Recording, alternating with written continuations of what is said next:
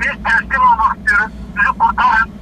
Biz Türk vatandaşıyız. Türkiye askerine teslim olmak istiyoruz. Türkiye'ye gelmek istiyoruz.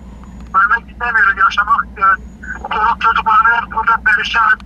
3 gündür yollardayız. Ne yedik ne hiçbir şey yemedik. Sırf yaşamak için geldik. Peşmergeye şu an teslim olduk. Peşmerge bizi istemedi. Tekrar kovdu. İstesler öyle biz silah bile sıktılar. Mermi sıktılar. Korktular yani. Korkuttular çocukları. Yani biz yaşamak istiyoruz. İnşallah bize yetkililerden yardım istiyoruz. Bizi kurtarsınlar. Yani onlar rızası için biz gitmeyelim. Yani ya burada bizi öldürecekler ya biz burada bekleyeceğiz. Ya birileri gelip bizi buradan kurtaracak inşallah. Yani inşallah bizi buradan çıkar. Bunların ellerinden kurtarır inşallah. Adım Mehmet Karaca. Gaziantep'te ikamet ediyorum. Yeğenim IŞİD tarafından kandırılarak orada bu Kuzey Irak bölgesine götürülmüştür.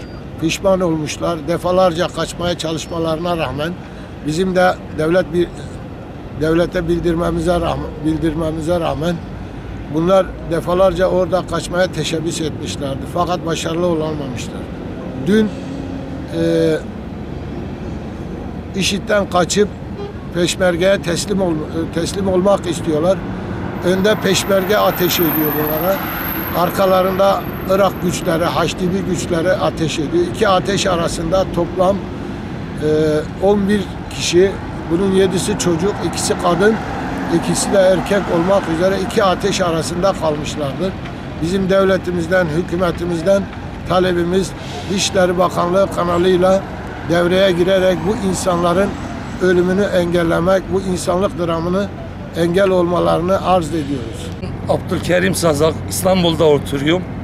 Benim oğlum bir seneden fazladır IŞİD'e katılmış. Şu anda pişmanlık yasasında yararlanmak için peşmerge güçlerine sığınmak istiyor.